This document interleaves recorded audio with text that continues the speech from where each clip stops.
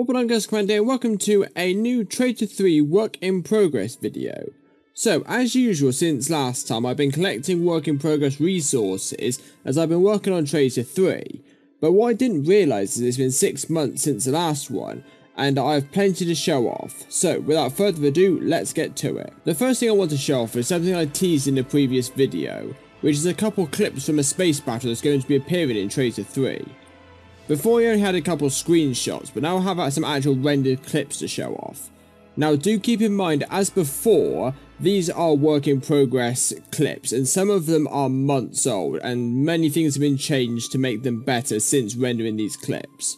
So the first one is a TIE fighter chasing an X-Wing through space, which eventually gets destroyed.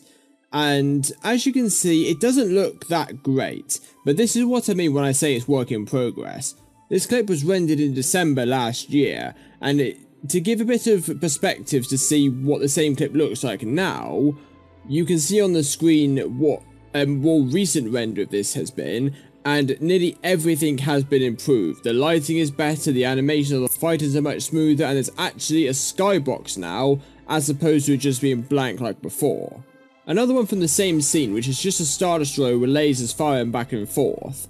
Now, this clip doesn't look awful, it certainly doesn't look as bad as the first X-Wing clip, but it's still not very good, whereas compared to with this, which is from much more recently, it's so much better. The next clip is one that I'm actually quite impressed with, and it's the more recent of the clips from this particular scene and shot. And it's the inside of one of the fighters that's in this space battle.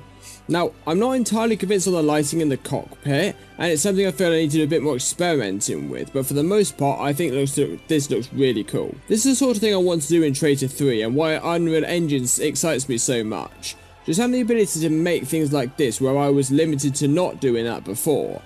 I did this a little in Traitor prequel, with showing off the interior of a gunship, but showing the different camera angles and perspectives to add to the scene really makes it work so much better.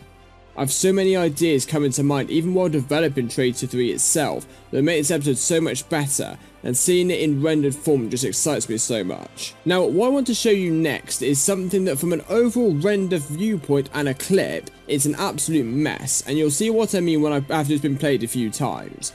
But this clip is mainly just a VFX and ragdoll test, where a fighter flies into an AT-AT and it explodes and falls over. Having seen this clip a couple times, you can see what's wrong with it. The animations are very blank and unreactive, and CL450's animations are also unreactive for such a big crash.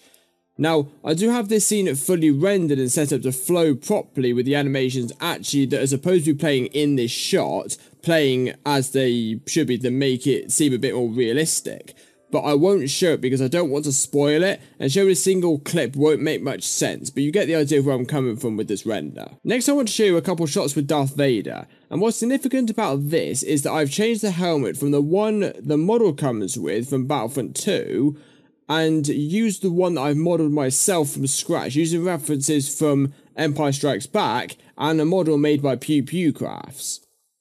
I redid this because the original helmet, for one, is based on Return of the Jedi, I believe, and two, it's not very accurate to what Darth Vader should look like, so I did it custom myself, and I'm more than happy with the way this looks. Now what you're seeing now is scrolling through a couple more images from the same scene but with different perspectives of Darth Vader, and as you can see it's so much better than what I had previously when it looked like this. Now, last little bit before we move on, I want to show you a small clip that's rendered with music as well as the actual animation. So, let me see what you think.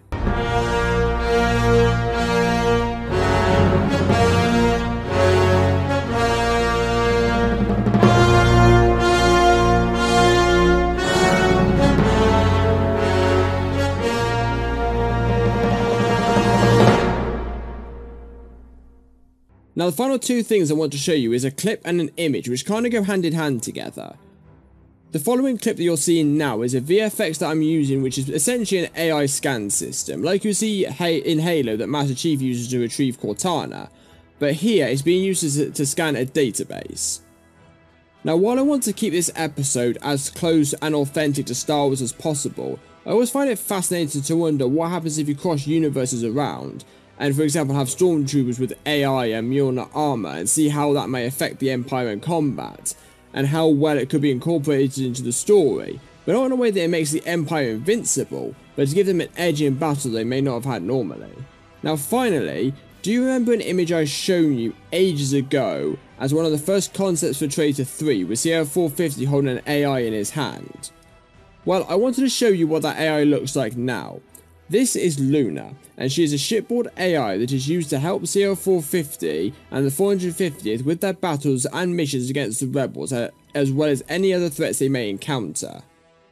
The reason I've waited so long to show her off is because she has so many different variations over the time of me developing her that I have not been happy with, and for someone who's supposed to be like a Cortana-esque type character, I want to do her justice, and as she's going to be integral to the story in the future.